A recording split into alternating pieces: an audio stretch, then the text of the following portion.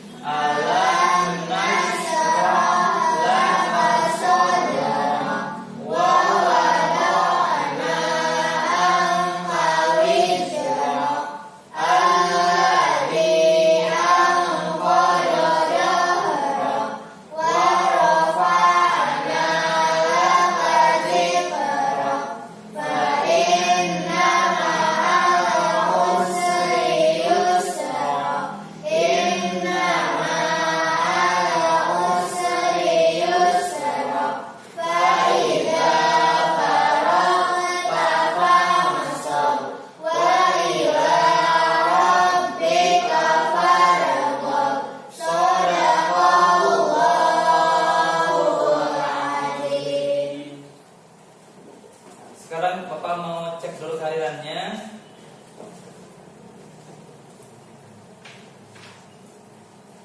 Alia, Az-Zuhra, Maida, Nazwa, Randy, Bisda, Beta, Sabila, Salma, Cindy, Siti Anissa, Zahra. Terima kasih.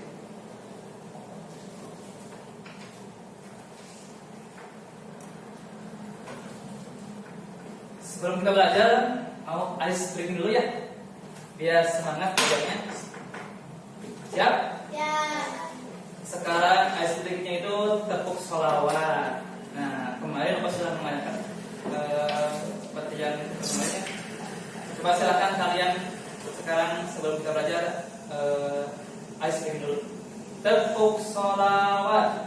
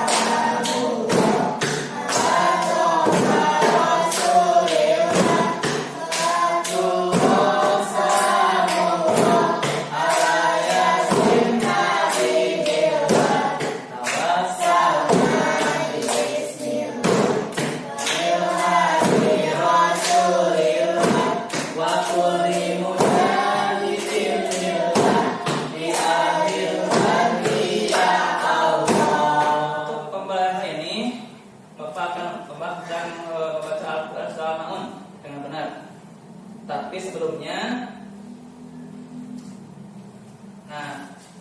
minggu kemarin Bapak telah menjelaskan kepada kalian tentang bagaimana kita harus meyakini surat Al-Ma'un, bahwa surat Al-Ma'un itu adalah wahyu dari Allah Subhanahu wa taala. Kita harus yakin bahwa surat Al-Ma'un itu adalah wahyu dari Allah Subhanahu wa taala.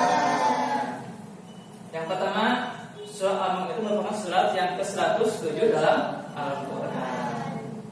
Kemudian surah Al-Ma'un itu terdiri dari berapa ayat? 7 ayat. Kemudian surah Al-Ma'un tergolong surah Makkiyah atau surah yang diturunkan di Makkah. Kemudian surah Al-Ma'un artinya barang yang berguna. Kemudian surah ini mengandung perintah untuk memperhatikan anak yatim dan tidak menyakitinya. Kemudian tidak melalaikan sholat, tidak berbuat riya, dan juga memberikan bantuan kepada orang miskin. Nah itu yang kembali kita bahas. Sekarang kita akan menginjak kepada ini, membaca Al-Quran surah Al-Ma'un dengan benar. Nah, sekarang kita akan latihan membacanya. Karena membaca itu harus benar. Harus benar ya. Nah, tujuan pembelajaran ini adalah supaya kalian mampu membaca Al-Quran dengan kaidah tajwid yang benar, khususnya pada surah Al-Ma'un, dengan memfokuskan pada penerapan huruf tajwid sukun seperti Fasafawi, idgham mutamatsilin atau idgham dan juga idhar safawi. Ini tujuan pelajarannya. Kemudian kriterianya itu apa? Nah, peserta didik atau kalian itu dapat mengenal dan mengidentifikasi huruf tajwid yang ada dalam surat Al-Ma'un. Kemudian kalian dapat membaca Al-Quran dengan menerapkan tajwid yang benar, terutama pada mim sukun, ikhfa safawi, idgham mutamatsilin, dan idhar safawi. Kemudian kalian dapat mempraktekkan huruf tajwid dengan tepat dalam membaca Al-Quran. Itu ya. Nah, mengapa penting mempelajari ilmu tajwid? Ini sangat penting. Mengapa? Yang pertama, untuk menjaga keaslian Al-Quran. Jadi Al-Quran itu adalah kitab suci Allah Subhanahu wa Ta'ala. Harus terjaga keasliannya. Jangan sampai ada yang salah dalam membacanya. Kemudian membaca Al-Quran dengan tajwid yang benar menunjukkan rasa hormat dan penghargaan terhadap kitab suci. Ada adab ketika kita membaca Al-Quran. Misalnya apa? Kita harus punya wudu. Terus simpanlah Al-Quran di tempat yang lebih tinggi. Bacalah dengan tertib dan fasih. Nah, itu poin itu yang akan Bapak bahas, yang akan Bapak sampaikan supaya kita lebih menghormati Al-Quran. Karena Al-Quran adalah suci. Yang ketiga, membaca Al-Quran dengan tajwid yang benar dapat meningkatkan pahala. Jadi beda dengan membaca Al-Quran yang asal-asalan, asal beres, asal maca, asal katengalina maca Al-Qurannya. Beda lagi dengan orang yang membaca Al-Quran dengan hati-hati, dengan tajwidnya, dengan makrojnya dan fasih. Beda pahalanya. Ya, paham ya? Jadi untuk meningkatkan pahala, beda pahalanya. Yang keempat, menghindari kesalahan bacaan. Jadi kalau kita salah membaca, berarti salah artinya. Misalkannya kita dalam bahasa Al-Fatihah berbeda kannya. Ada yang misalkan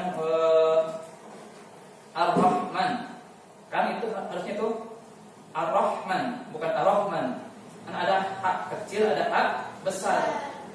Hak kecil masuk seperti yang seperti itunya. Yang kecil ada hak mah yang bulat, itu hak besar. Itu mah hak, yang kecil mah hak. Bedakannya. Nah, salah pengucapan itu bisa menjadi salah arti kalau kita mengucapkannya salah. Jadi harus benar.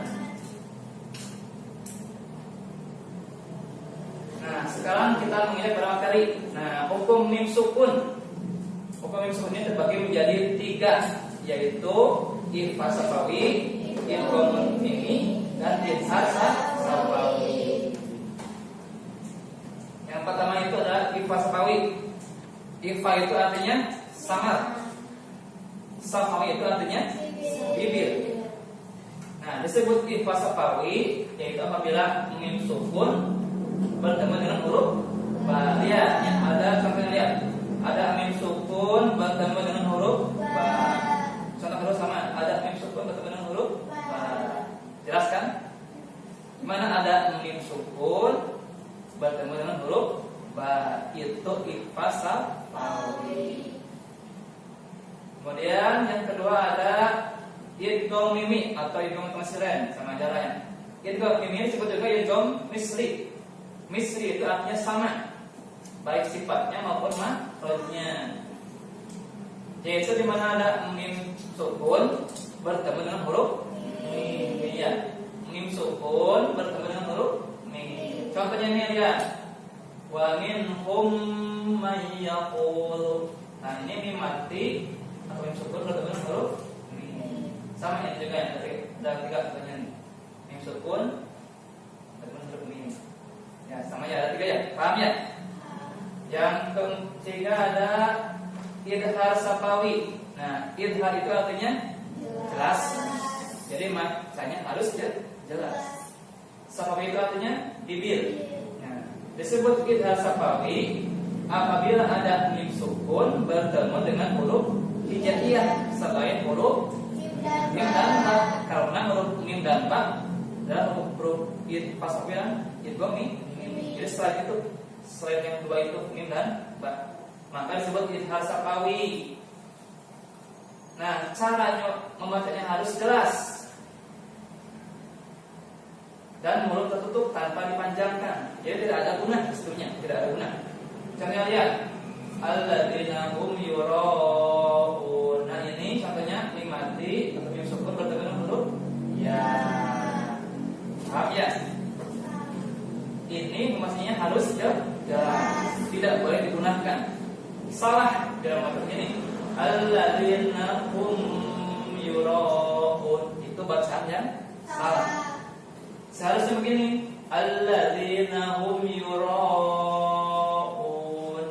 Ya langsung dibaca iya langsung, jangan digunakan di huruf mim. Pahamnya? Ya, paham. Nah, sekarang anak lihat di sini ada membaca ifas safawi, manakah yang sesuai? Kalian dengarkan ya, yang mana yang sesuai?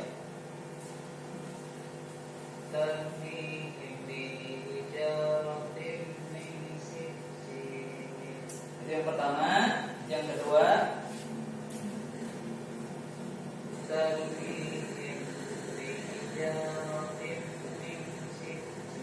coba mana yang sesuai? Yang pertama, yang kedua? Ya, bagus. Yang kedua. Sekarang hukum bacaan idgham mimi, manakah yang sesuai? Dengarkan. Wa amanahum min khawf. Itu pertama.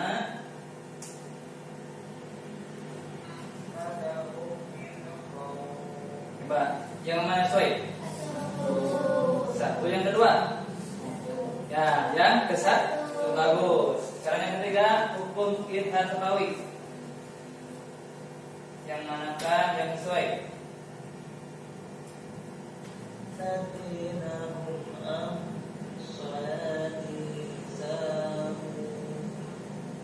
Pertama.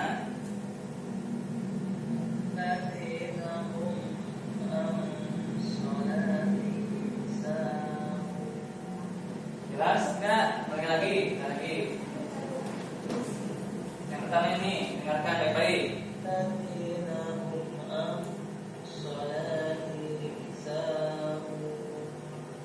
Kedua.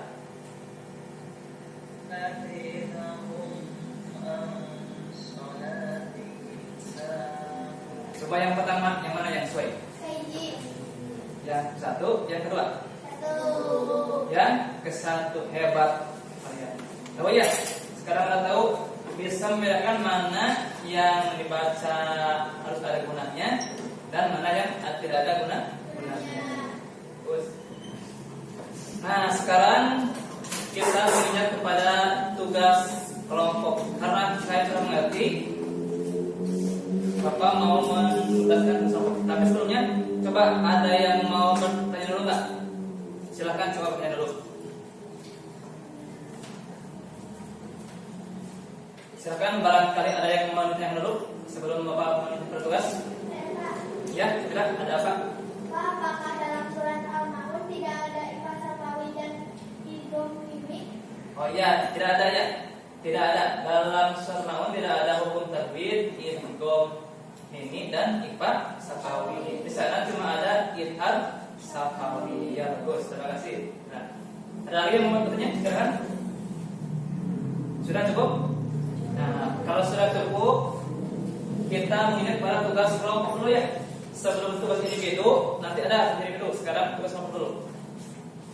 Ini ada lembaran, silahkan kalian kerjakan. Ini per kelompok aja lah.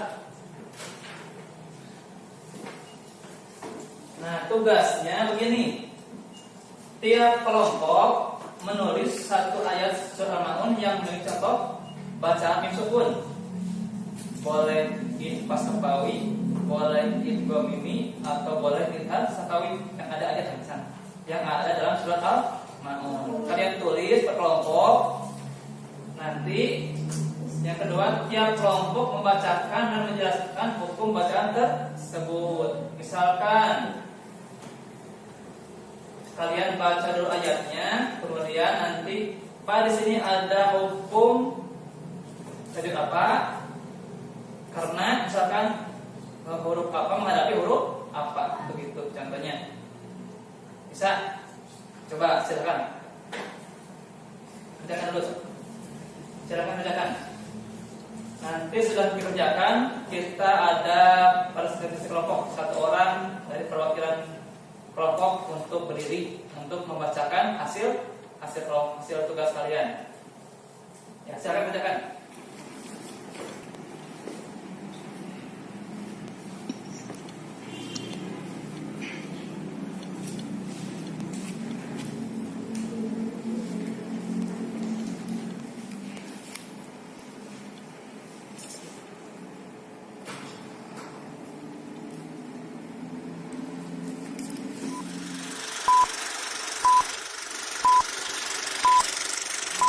Bagaimana, sudah selesai? Anak-anak sudah selesai? Kalau sudah selesai, coba kelompok 1 presentasikan dulu hasil kerjanya. Silakan berdiri perwakilannya. Bacakan hasilnya. Bismillahirrahmanirrahim. Alladzina hum an sholatihim sahun. Ya. Pada ayat ini terdapat dua hukum bacaan mim sukun, yaitu idgham safawi. Yang pertama, hukum mim sukun bertemu dengan ain. Yang kedua, huruf mim sukun bertemu dengan sa. Ya, betul, bagus, terima kasih. Sekarang kelompok 2, coba presentasikan hasil kerjanya. Bismillahirrahmanirrahim. Wa yamna'una al-ma'un. Pada ayat ini terdapat satu hukum bacaan mim sukun, yaitu dengan safawi, yaitu huruf mim sukun bertemu dengan huruf nun. Ya, bagus. Sekarang tugasnya dikumpulkan ke depan. Apa ya?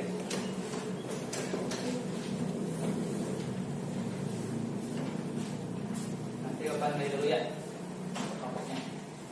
Terima kasih.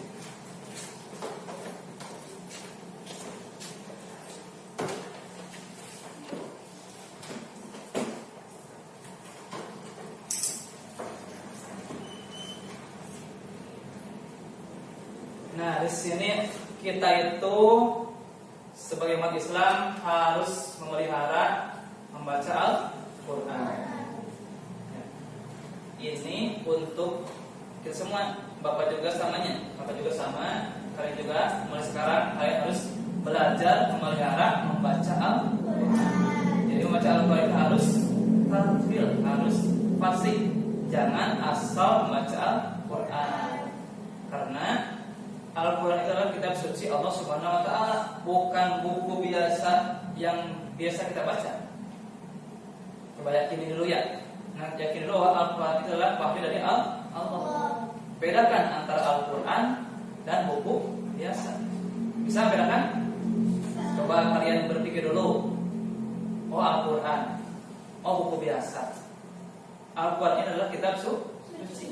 Beda dengan buku biasa. Maka kitab ini harus dimuliakan dan dibedakan cara mempergunakannya. Kan ada adabnya, ada adab membaca Al-Quran. Nah, maka peliharalah ketika membaca Al-Quran. Paham? Siap? Siap?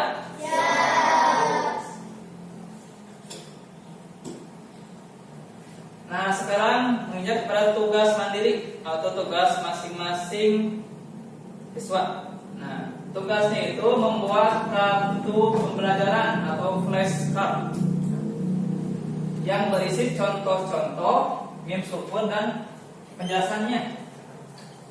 Misalkan, contohnya ada di depan. Nah, sisi sebelah kanan atau kiri boleh berisi contoh yang mengandung mim sukun. Sisi sebelah kanannya berisi penjelasan hukum tajwidnya. Misalkan, lihat pada ayat hukum bacaan. Misalkan walakum masa'altum. Ya, misalkannya itu ada mim mati menghadapi huruf mim. Berarti itu apa? Idgham mim. Nah, penjelasannya begini. Disebut idgham mim karena ada mim sukun berhadapan dengan huruf mim. Nah, kalian nanti buat flashcard seperti ini. Nah, nanti bisa dipraktikkan di sekolah. Kalian buat di rumah aja sebagai pemahaman yang di dalam buat memahami hukum tajwid, hukum mati atau sukun. Nah, buat di rumah seperti ini. Nanti minggu depan dikumpulkan dan dipraktekkan di sekolah bersama teman-teman. Saling menukar flashcard. Siap? Ya. Itu tugasnya nanti buat di rumah. Buat sebaik-baiknya, semenarik mungkin supaya kalian tidak bosan membacanya, tidak bosan untuk mempergunakannya. Boleh pakai hiasan-hiasan boleh, asal jangan yang nyeleneh hiasannya. Ya, paham ya?